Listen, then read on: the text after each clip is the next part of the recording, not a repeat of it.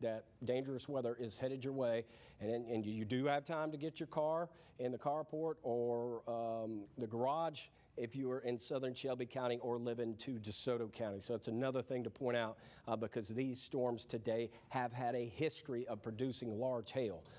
So that's just a good tip for you. You've got time, but do it now.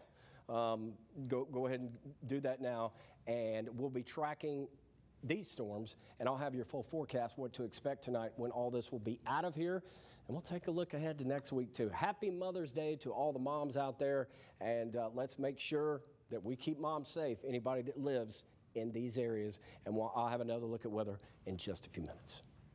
All right, so we'll be continuing our team coverage, and Local 24 news reporter is live in South Haven with an update on what conditions look like. We have Caitlin McCarthy standing by.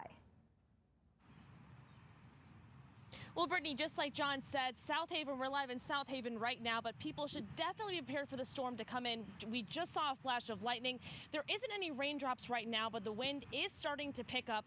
And the DeSoto County Emergency Services says it is prepared for this storm, and it's encouraging you to as well be prepared for the storm. It's saying its best advice right now is to make sure you have a way to get frequent weather updates throughout the evening. So we'll have those weather updates also on our website and on air at localmemphis.com.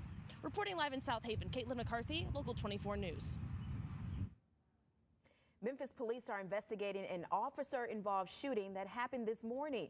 Officers were told a prowler was breaking into cars at the Extended Stay America Hotel near the corner of Poplar and Massey in East Memphis. While officers were on the scene doing their investigation, they say the suspect drove towards them and one of the officers fired shots. No arrests have been made and no officers were hurt. And Memphis police are also investigating after a woman and child were shot outside of a restaurant tonight. The shooting happened outside the Wing Factory on Park Avenue near Lamar Avenue.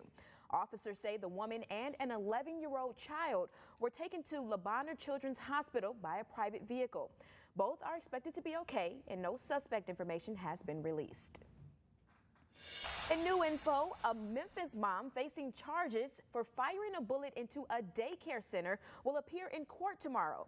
Deja Taylor, aka Deja Williams, is charged with attempted first-degree murder and no less than 63 counts of reckless endangerment. Taylor is accused of getting in an argument with daycare staff on Thursday and shooting through the front door while one of the employees was holding it shut.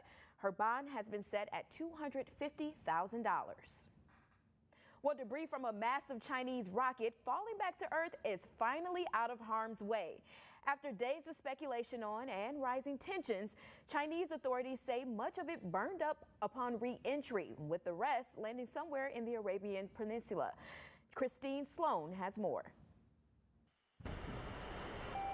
This morning, part of this massive rocket launched by China just days ago has come back to Earth. Footage of the Long March 5B passing over Japan before re-entry circulating on social media. This is the second largest uncontrolled re-entry in the last couple of decades. The portion of the rocket weighed 23 tons, was 10 stories tall, and hit speeds of 18,000 miles per hour. The rocket re-entering the Earth's atmosphere late Saturday over the Arabian Peninsula. Chinese authorities say most of it broke up upon re-entry. Man-made space debris has fallen before, though it's usually small or not on land. In March, a piece from a SpaceX rocket landed on someone's property in Washington State. And in 1997, Lottie Williams from Tulsa, Oklahoma, became the first known person to be hit by space junk while walking through a park. It looked like fire. It was like this big ball of fire. We couldn't see anything. You couldn't hear anything.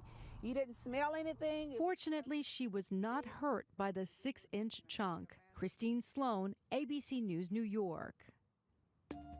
Still ahead, leaving for work can be a difficult task when you have a little fur ball giving you the puppy dog eyes. So we're trying out a tool that can help you stay connected to your pet. Tina Renke